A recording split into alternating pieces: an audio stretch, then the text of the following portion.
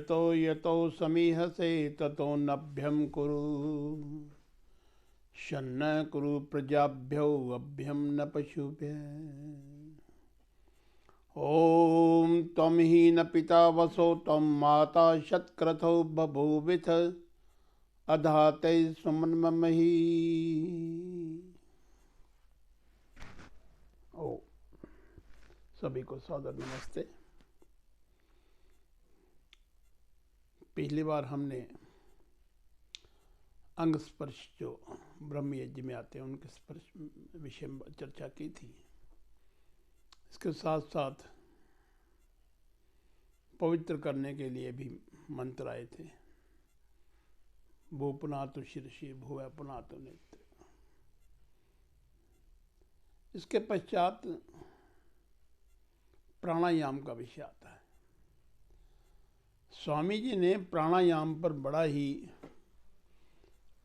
एक अच्छा वातावरण बनाने के लिए, मन की शांति के लिए, क्योंकि प्राणायाम जो है वो वास्तव में हम जप करते हैं। लोग जप करते हैं, राम राम राम कहते रहते हैं, कुछ और बोलते रहते हैं, उससे कुछ ज़्यादा अंतर नहीं पड़ता। पतंजलि ने इसके विषय में बड़ा अच्छा लिखा, तद जप तद अर्थ भावना। जप करो, अर्थ सहित करो, भाव के साथ कीजिए। यदि हम इसका अर्थ नहीं मालूम है तो फिर उसका जप करने को तात्पर्य नहीं बनता। राम का जाप कर रहे हैं परंतु राम के विषय में नहीं जानते, ना उसमें विचार करते हैं। तो यहाँ पर यदि ओम का हम उच्चारण कर रहे हैं तो ओम का अर्थ हमें पता होना चाहिए और उस ओम के अर्थ के भाव को साथ में लेते रहें।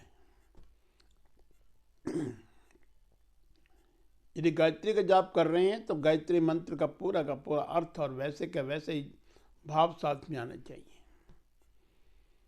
ये है जप।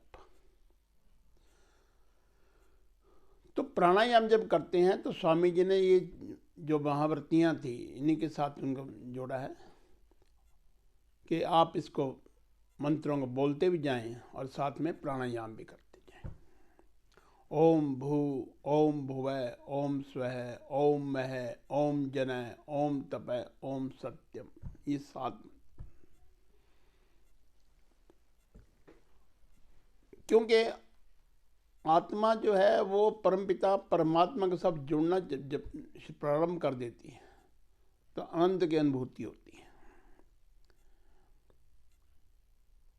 उस प्राणायाम के करने के लिए हमें अपने मन को स्थिर करना पड़ता है। इससे मन की चंचलता दूर हो जाती है, एकाग्रता आती है और आत्मा स्वस्थ हो जाती है। तो प्राणायाम जब करते हैं तो उससे हमारे प्राणों का आयाम मिलता है और साथ में एकाग्रता आने के कारण परमपिता परमात्मा से हम जोड़ने का प्रयास करना शुरू कर देते हैं। और यही उद्देश्य है संध्या का। संध्या क्यों करते हैं? स्वामी जी लिखते हैं कि यदि हम संध्या प्रातःकाल कर रहे हैं तो रात्रि काल में जितने हमने पाप कर्म की, जितने हमारे ये दुर्भावनाएं जो आई, इनको दूर करने के लिए संध्या की जाती है प्रातःकाल में। और इसी प्रकार से सारे दिन में जो हम कर्म करते हैं, जो पाप करते हैं, जितने दोष आते हैं, जितने हमारे ये दुर्गुण दुर्व्यसन आते हैं, उनको दूर करने के लिए हम सायंकाल को ये संध्या करनी चाहिए। और संध्या को उन्होंने इसलिए मतलब जो विधि बनाई है उसमें पहले उन्होंने अंग स्पर्शों को जो डाला कि हमारी इंद्रियां जो स्वस्थ हो जाएं। घमर्षण मंत्र आए और जैसे जब घर्षण मंत्र आते हैं उसमें देखिए पहले तो ये हम अपनी इंद्रियों को स्वस्थ करते हैं। इंद्रियों को हमने अपने चक्रों के साथ जोड़ लिया, परमपिता परमात्मा की विहरतियाँ जो उनके साथ जोड़ लिया, तो ताकि हम परमपिता परमात्मा के साथ ऐसे जुड़ते जाएं। हमारे विचार जो शुद्धि की तरफ जाएं, हमारा मन जो शांत हो जाए और हमारी एकाग्रता बढ़ जाए। और इससे क्या होता है? अशुद्धि का नाश हो जाएगा, प्रकाश ज्ञान का प्रकाश जो फैलता जाता है, और जैसे जैसे ज्ञान का प्रकाश फैलता है हम परमपिता परमात्मा की तरफ अग्रसर होने शुरू हो जाते हैं। अब प्राणायाम जो करते हैं तो आपने सभी आजकल तो बहुत ही कपालभाति करते हैं, अनुलोम विलोम करते हैं, ये भी प्राणायाम ही है। और स्वामी जी कहते हैं कि जब हमने एक मंत्र बोला उसके साथ ओम भू सांस लीजिए, रोकिए और फिर उसको छोड़ दीजिए। इसी प्रकार 7 जो मंत्र 21 बार, मतलब ये कहने का ये सारा टोटल सिस्टम चलेगा। अब आते हैं हम अगमर्शन मंत्रों पर। अगमर्शन का अर्थ होता है पाप दूरीकरण। स्वामी लिखते हैं कि अगमर्शन मंत्र पाप दूरीकरणार्थ, पाप दूरीकरण के लिए ये मंत्र बनाए गए हैं। और इसमें देखिए परमपिता परमात्मा के जो सृष्टि रचना जो की है उसने, ऋग्वेद का मंत्र है ये, और ये 3 मंत्र उन्होंने दिए सिर्फ, और तीनों मंत्रों में उन्होंने दिखा दिया अपने आप को कि हम परमपिता परमात्मा के आगे कुछ भी नहीं, तुच्छ प्राणी हैं। उसकी विशालता देखिए परमपिता परमात्मा की। विष्णु कर्माणि पश्यत, उसके कर्मों को देखो, उसके परमात्मा के जो सृष्टि रचना है उसकी, कैसे पालन कर रहा, कैसे संसार चला रहा है। जब हम देखते हैं तो हमें लगता है कि हम तो कुछ भी नहीं जान, हम तो बिल्कुल तुच्छ से तुच्छ प्राणी, कीट, नर कीट हम तो वास्तव में। सारा संसार देखिए जितना हमें नजर आ रहा है, शायद वो एक तीसरा हिस्सा भी नहीं। मंत्र आते हैं वो तीसरा हिस्सा क्या मतलब कहने का, यह हम यहाँ अर्थ तीसरा हिस्सा यहाँ कोई कैलकुलेट नहीं किया, मतलब कहने का हमारा तो कुछ भी नजर नहीं आ रहा, जितना इससे हमारी नजरों से बड़े परे जो आ गए है। ये सृष्टि जो है इतनी छोटी नहीं है जितने हम सोच रहे हैं। पहला मंत्र ले लीजिए, ऋतंच सत्यम चा विद्या तपसो अद्य जायते ततो रात्रि जायते ततो अर्णव तद समुद्र अर्णव। ओम ऋतंच सत्यम, ऋत परमपिता परमात्मा का पूर्ण ज्ञान, उसके अनर्थ उसके सामर्थ्य से सत्य ज्ञान के द्वारा जो वेदों में प्रसारित किया गया है। सत्य, तमस, रज और तमस ये प्रकृति के उनके कार्य रूप जो है उसके परमपिता परमात्मा के उसने सृष्टि की रचना की। कहते हैं उसकी जगत जैसा पूर्व कल्प था, जैसा पूर्व काल में था वैसा ही उत्पन्न हुआ। कहते हैं और उस सामर्थ्य से परमात्मा ने रात्रि उत्पन्न की। रात्रि का मतलब यहाँ क्या है, प्रलय काल जब से कहते हैं। जैसे मनु महाराज के अनुसार 4 अरब और 32 करोड़ साल का पीरियड जो होता है वो एक रात्रि गिनी जाती है, उतने समय दिन गिना जाता है। इसे महाप्रलय जब जो कहते हैं, इतने दोनों के बराबर समय ही है। तो रात्रि जब पैदा हुई, रात्रि के बाद फिर समुद्रो अर्णवय, समुद्र के अर्थ है यहाँ पर वो देखिए युधिष्ठिर मीमांसा के बड़े अच्छे विद्वान हुए हैं, उन्होंने प्रकृति के 5 तत्वों का समूह जो है उसको समुद्र गिना है। और अर्णमय के मतलब अर्थ क्या अर्थ लेते हैं वो गतिशील, क्योंकि जब सृष्टि रचना शुरू हो जाती है गति मिलती है उस समय, परमपिता परमात्मा उस समय गति देता है जब सारी सृष्टि प्रारंभ होती है। और फिर उसके बाद संवत्सर, वो कहते हैं जो अंडाकार जो एक पदार्थ उत्पन्न होता है, उस अंडाकार जो पदार्थ उत्पन्न होने से आगे सारी की सारी रचना शुरू होती है। सूर्य चंद्रमा सब जब बनते हैं, इनको संवत्सर ये सब लिखा उन्होंने युधिष्ठिर मीमांसक ने। और इसी प्रकार जब हम देखते हैं कि सृष्टि रचना शुरू हुई, देखिए यहाँ पर उनका मकसद कहने का यही है, तात्पर्य यही है स्वामी जी का इन मंत्रों का देने का, कि हम समझ सकेंगे परमात्मा क्या है, क्या वास्तव में ऐसा परमात्मा जो हमें कहाँ कहाँ पहुँचा रहा है। और दूसरा मंत्र ले लीजिए, समुद्राद्रणावाद ओम समुद्राद्रणावादधि संवत्सरो अजायते ततो रात्रि जायते न अहोरात्रि विद्वस्य दोबारा मैं बोलता हूँ इस मंत्र को। ओम समुद्राद्रणावादधि संवत्सरो अजायत अहोरात्राणि विदद विश्वस्य मिष्टो वशी। कि यहाँ पर संवत्सर माने जब अहोरात्र पहले समुद्र पैदा हुआ। समुद्र के अर्थ वैदिक साहित्य में दो होते हैं। समुद्र एक अंतरिक्ष का भी वाचक है और दूसरा सागर का वाचक भी है, दोनों वाचक हैं।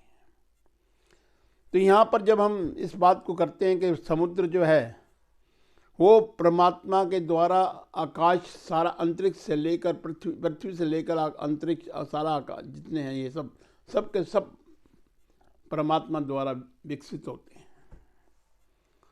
और अर्णव यहाँ का अर्थ बना सागर। तो यहाँ पर अर्थ ये बना कि जो पृथ्वी से लेकर आकाश तक अंतरिक्ष तक जो है ये सारे का सारा समुद्र है। और जितना जल सागर जो है वो उसके बाद फिर संवत्सर आ जाए थे, दिन और रात्रि बन पैदा थे। रात्रि और दिवस को वहाँ पर विकसित ये डिवाइड किया गया है। रात्रि और जब दिवस होंगे तभी तो हमें पता लगेगा दिन कहाँ शुरू होता है। बाइबल में जो ऐसा नहीं लिखा हो ना तो बड़े अजीब ढंग से लिख दिया कि ऐसे दिन हो गया तीन दिन बाद जो भी हो, जो ज़्यादा चलो इसमें क्या जाना डिटेल में। मकसद कहने का ये कि उस परमपिता परमात्मा ने पहला सृष्टि की रचना करनी शुरू की। जब अंडाकार जो चीज़ हुआ उसके बाद अंडाकार से महद अंड जो बना उससे सारी से आगे जब सूर्य चंद्रमा आदि बनते गए और फिर रात्रि और दिवस बनते गए और वहाँ से हमारी कैलकुलेशन शुरू हो जाती है दिवस की। तो हम परमपिता परमात्मा का स्वरूप देखिए, उसकी महत्ता देखिए। और तीसरा मंत्र जो आता है, तो देखिए एक बात और यहाँ पर मैं ये कहना चाहता हूँ कि जो मन जो है हमारा ना, इस मन के द्वारा ही आदमी पता नहीं कहाँ कहाँ पहुँच जाता है, नीचे से नीचे और ऊपर से ऊपर। माने मनुष्यानाम कारणम बंध मोक्षेय। बंधन और मोक्ष का जो कारण है वो मन ही है। इस मन को स्थिर करने के लिए, इस मन को सुचारू रूप से चलाने के लिए हम रोज मंत्र पढ़ते हैं, ये जागृतो दूर मुदयति दैवम तदुत्सुप्तस्य तथैवेति। ये 6 मंत्र यजुर्वेद के जो हैं शिव संकल्प मस्तु नाम से जो जाने जाते हैं,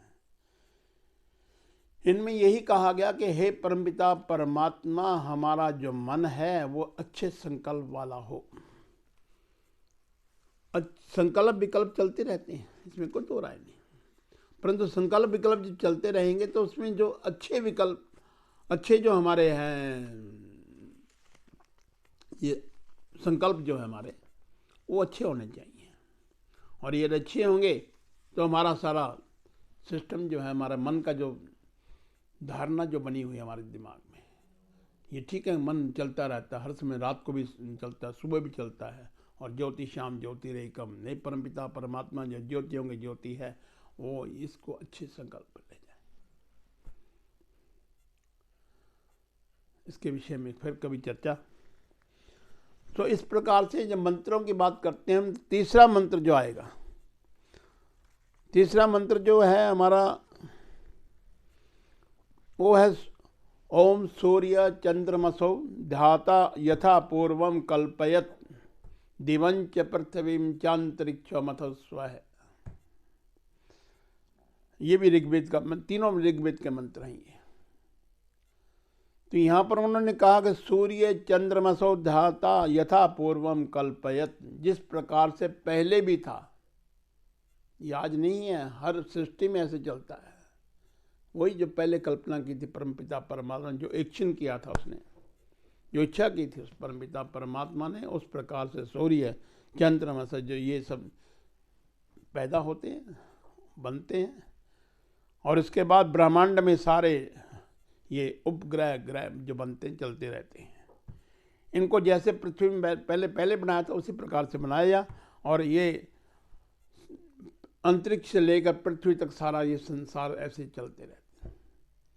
तो इस प्रकार से हम उस परमपिता परमात्मा के तीनों मंत्रों में देखते हैं। अघमर्षण मंत्र के अपने पापों को दूर कीजिए, अपने मन को स्थिर बनाइए, क्योंकि हमारा जब मन स्थिर नहीं है तो हम परमपिता परमात्मा की उपासना नहीं कर सकते। और हमारा उद्देश्य भी यही है। इसमें तो स्वाध्याय जब करते हैं हम, अच्छे अच्छे ग्रंथ जब पढ़ते हैं, वैदिक ग्रंथ जब पढ़ते हैं, वेद के अनुकरण जब करते हैं, तो हम उस परमपिता परमात्मा के समीप पहुंचने का एक प्रयास करते हैं। हमें पिछले दिन एक बात चल रही थी कि हम परमपिता परमात्मा से प्रार्थना करते हैं, तो क्या परमात्मा मेरे प्रार्थना सुनता है? जो इच्छा करते हैं पूर्ण होती है वो?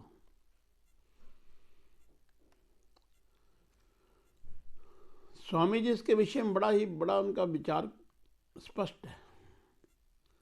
वो कहते हैं कि यदि हमने कोई कर्म किया है तो हम उस कर्म का भुगतान करना ही पड़ेगा, और उस कर्मों के अनुसार हमें जो अपना प्रारब्ध भी मिला और आने वाला समय भी उस कर्मों के अनुसार ही में मिलेगा। उस परमपिता परमात्मा के जब जैसे हम अच्छे कर्म करने का प्रयास करते हैं, तो महाभारत में आता है अवश्य में भोक्तव्यम कृतम कृतम कृतम अकृतम शुभाशुभम। अवश्य में भोक्तव्यम कृतम कर्म शुभाशुभम, ये महाभारत में लिखा है कि हमें जो हमने काम किए हैं, जो हमने कर्म किए हैं, वो अवश्य में उसमें भोगने पड़ेंगे। एक और रेफरेंस आता है कि जिस प्रकार से हम गौएं बछड़े अपने गौओं के अपनी माता को ढूंढ लेती हैं, चाहे वो हजारों लाखों में क्यों ना अपने बछड़ा अपनी माँ को ढूंढ लेता है, उसी प्रकार से जो कर्म हमारे जो ये पीछा नहीं छोड़ते, ये हमें ढूंढ लेते हैं। और जिस प्रकार हम कर्म करेंगे उसी से हमें फल मिलेगा। तो इस प्रकार से हम उस परमपिता परमात्मा के नज़दीक पहुंचने के तो प्रयास तो करते हैं, परंतु साथ में हमें अपने कर्मों में भी ऐसी कर्मठता लानी चाहिए, ऐसा प्रयास करना चाहिए, ऐसा हमें एक दृढ़ निश्चय होना चाहिए कि हम अच्छे कर्म करें ताकि हमारा जीवन जो सफल हो सके। आगे भी बात चले, पिछले जो कर्म किए पता नहीं किस समय क्या किया, किसके हमें भुगतान कैसे होना, परंतु हम यदि इस जन्म में भी अपने आप को सुधार लें, अच्छे कर्मों में प्रवृत्त हो जाए, तभी जाकर हमें अच्छे फल मिल सकते हैं। एक आर्य समाज ऐसा एक, मैं कहता हूँ वैदिक धर्म जो इसका एक, क्योंकि आर्य समाज वैदिक धर्म को मानने वाला है। वैदिक धर्म यही कहता है कि जो आपने कर्म किए उसके अनुसार ही आपको फल मिलेगा, और कोई रास्ता नहीं। नन्य पंथा विद्यते नाय। बहुत से और धर्म कहते हैं कि इस यहाँ का ये कर लो, आपको ये मिल जाएगा, प्रसाद चढ़ा दो, स्नान कराओ, वो फलाना कराओ, ये कराओ, पता नहीं कितने कितने बातें करते हैं। परमात्मा को वो तो मोल खरीदते हैं, और ऊपर से ताना और देते हैं कि यदि नहीं किया तो मैं छोड़ दूंगा तेरे को, और वाकई छोड़ देते हैं। वो किसी और के शरण में चले जाते हैं, कभी इस शरण में गए, कभी इसमें गए, कभी इसमें गए, स्थिर ही नहीं रहते कहीं। परमपिता परमात्मा में आस्था रखना, परमपिता परमात्मा के गुणों का स्तुति करना उनके, और परमपिता परमात्मा आज्ञा का पालन करना ही उसकी स्तुति है वास्तव में। जो परमात्मा में दे रहा है, जो परमात्मा में हमारे जो कर्म किए हुए हैं उनके अनुसार हमें ऐसे चलते हैं। और यदि हम अपने आप को सुधारेंगे नहीं तो वो कर्म अच्छे नहीं फिर गिने जाएंगे, फिर वो अपने उसका फल भुगतना पड़ेगा। चाहे कुछ मर्जी कर लो आप, जहाँ मर्जी मन्नतें फरियादें कर लो, फिर प्रश्न वही उठता है कि हम फिर प्रार्थना करें भी क्यों? स्वामी इसका बड़ा अच्छा उत्तर देते हैं कि परमात्मा से प्रीति पैदा होती है। जब हम किसी स्तुति करते हैं तो रोज रोज बात करते हैं, तो उसकी तो हमें अपने आप का प्यार अपने आएगा उसमें। उस परमपिता परमात्मा से प्रीति पैदा होगी, और जैसे जैसे परमात्मा से प्रीति पैदा होगी हमें अच्छे गुण आने शुरू हो जाएंगे, हम उस रास्ते पर चल पड़ेंगे। यही फल है प्रार्थना का। सबसे बड़ा फल यही है कि हम उस परमपिता परमात्मा की आज्ञा को मानते हुए चलें। अगली बार हम मनसा परिक्रमा, बड़ा अच्छा जो एक विषय है यहाँ पर संध्या में हो, उसके विषय में बड़ी विस्तृत चर्चा करने की कोशिश करेंगे। बहुत बहुत सभी का धन्यवाद। ओम शांति शांति शांति। ओम